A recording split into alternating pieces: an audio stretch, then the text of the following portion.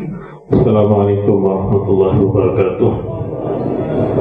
Alhamdulillah rabbil alamin, wassalatu wassalamu ala asyrafil anbiya'i wal mursalin sayyidina wa maulana Muhammadin wa ala alihi wa sahbihi ajma'in, amma ba'du. Para hadirin sekalian, para hadirin saja, alhamdulillah pada malam hari ini kita berjumpa dalam rangka berdoa untuk ke-40 hari almarhumah Hajjah Imatul Hamidah Binti Hasan Al-Fillah. Baru saja sebenarnya kita merayakan 101 tahun wafatnya Kiai Haji Zubaidi Mutaqiri. Beberapa hari kemudian disusul oleh Nyai Nikmatul Hamidah. Sekitar beberapa hari kemudian, ini merupakan satu bagi kami sebagai keluarga, ini merupakan satu kehilangan yang sangat besar, karena kita tidak terasa dalam hampir 2 tahun ini kita kehilangan banyak keluarga, ya, dari keluarga. Kalau dari keluarga kami itu ada 2 menantu dari almarhum Kiai Haji Hasan Al-Fillah dan seorang putri yaitu Hajjah Imatul Hamidah. Ini memang bagi kami ini memang sangat kesedihan yang sangat, terutama bagi anak-anaknya. Anak-anaknya baru saja ditinggal ayahnya, belum kering air matanya sudah ditinggal oleh ibunya. Tapi tidak bisa tidak, karena itu adalah kehendak Allah Subhanahu wa Ta'ala.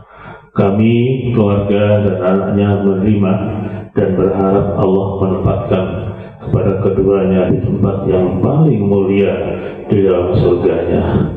Bapak sekalian yang kami hormati, yang lebih penting sekarang adalah mendoakan almarhum dan almarhumah yang sekarang sudah di alam barzah. Dan bagi kita yang ditinggalkan, terutama Handai Tolan dan sanak saudaranya, itu tinggal sebenarnya mengenang keduanya, mengenang kebaikan-kebaikan keduanya, bahwa keduanya ini kita kenal sebagai orang yang sangat-sangat baik. Tidak ada persoalan dengan kita, dan insya Allah juga tidak ada persoalan dengan bapak-bapak ibu yang hadir pada malam hari ini. Bapak sekalian yang kami hormati, kematian itu memang misterius, tidak ada urutan. Misalnya umur 100 tahun kemudian disusul langsung, tidak seperti itu. Bahkan kadang-kadang itu ada yang muda sudah mendahului yang tua, ya. Saya sudah 67 tahun, adik saya yang wafat ini baru 60 tahun. Jadi perbedaan antara 60 tahun, jadi beda 7 tahun. Tapi adik saya sudah mendahului saya, mendahului pamanda kami yaitu Haji Kiai Thohir yang ada di sebelah saya. Jadi kematian itu misterius dan tidak ada yang tahu kapan kematian itu tiba. Ya. Kadang-kadang orang yang sakit lama sekali tidak mati-mati juga, ya. Tapi ada yang tidak sakit kemudian meninggal. Ini adik saya ini sebenarnya hampir tidak punya penyakit sebenarnya, tidak sama dengan Kiai Zubaidi yang kena penyakit diabetes. Tapi kalau adik saya ini sebenarnya hampir tidak ada keluhan-keluhan terhadap kesehatannya dan sebagainya, sehingga wafat almarhumah ini wafat yang sebenarnya istilahnya menyenangkan. Pernah almarhumah itu berkata kepada salah seorang yang ada di rumah ini, aku ini ingin mati yang tidak merepotkan, katanya seperti itu. Karena almarhum suaminya itu, Kiai Zubaidi itu kena diabetes itu sudah cukup lama, sehingga kakinya sudah diamputasi dan sebagainya. Dia tidak ingin almarhumah yang selama ini merawat suaminya, dia melihat seperti itu, dia tidak ingin kalau dia juga akan nanti merepotkan anak-anaknya. Jadi ini adalah suatu cita-cita yang mulia dari almarhumah. Dan betul, almarhumah ini tidak merepotkan sama sekali, hanya sekitar 2 hari kemudian mengalami semacam serangan dan kemudian wafat pada hari malam Ahad dan sebagainya. Jadi alhamdulillah, jadi ini keinginannya terkabul. Memang kita ini seharusnya harus memiliki keinginan seperti itu. Ya, seperti itu ya. Saya teringat ada seorang tabi'in namanya Thabit Al-Bannani. Thabit Al-Bannani itu terkenal sebagai seorang wali. Dia doanya itu unik juga ya.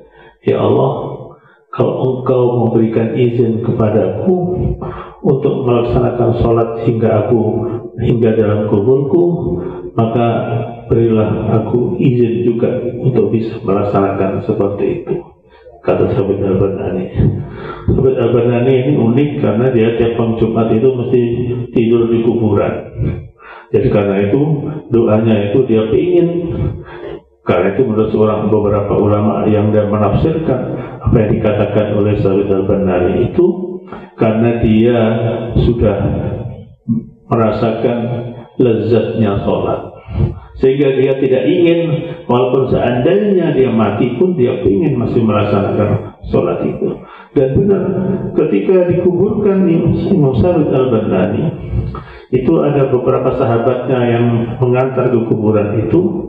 Tiba-tiba ada sesuatu yang terjatuh di kuburan itu sehingga harus digali lagi. Dan ketika digali kuburan itu dia melihat cahaya, dan dia melihat dalam cahaya itu Thabit Al-Bannani tengah melaksanakan sholat. Jadi karena itu Bapak sekalian, kita harus punya cita-cita. Ya Allah, berikan aku kematian yang indah. Rasulullah mengajarkan kita selalu hanya berdoa, Allahumma barik fil maut, Allahumma barik wa fima ba'dal maut. Allahumma barik fil maut wa fima ba'dal maut. Ya Allah, berkahilah kematianku dan apa yang terjadi pada setelah kematianku. Tidak terus para ulama menyebutkan itu habis maghrib kalau bisa dibaca 25 kali. Kalau dengan demikian kematian kita itu nanti mati yang indah, dan yang kita tinggalkan itu tidak menderita. Mereka akan menjadi bahagia dan selalu akan mengingat kita. Dan juga saudara Bapak Ibu sekalian, kalau kita mendoakan orang tua kita itu jangan tanggung-tanggung. Ya, saya itu selalu berdoakan, ya Allah, Rabbi firli walidayya warhamhuma kama rabbayani shaghira waj'alhuma min awliyaik. Saya selalu berdoa seperti itu. Ya Allah, ampunilah aku dan kedua orang tuaku, dan sayangilah kedua orang tuaku, dan jadikan keduanya dari wali-walimu. Karena apa? Karena Imam Qarafi mengatakan kita boleh berdoa, bahkan kita mendoakan diri kita untuk menjadi wali itu boleh. Yang tidak boleh itu berdoa untuk menjadi nabi. Tapi ada nabi kebiasaan-kebiasaan seperti karomah aulia, mujizat nabi itu bisa kita minta. Jadi misalnya kita berdoa, ya Allah, berilah aku kemampuan untuk membelah lautan seperti yang dilakukan oleh Nabi Musa. Kalau menurut Imam Qarafi itu boleh berdoa seperti itu. Tapi yang tidak boleh, ya Allah jadikan aku nabi, itu tidak boleh. Ya ini bahkan sebagai ya Allah jadikan aku wali, itu boleh. Jadi karena itu kepada Ananda Rosi, Ananda Ahmad Muqtafi dan lain sebagainya, Hamadi, itu doakan ayah ibumu untuk menjadi wali Allah. Waj'alhuma min awliyaik, waj'alhuma min awliyaik. Doakan, jadikan keduanya itu dari wali-walimu. Ini saya lakukan ketika orang tua saya wafat, sejak ibu saya wafat.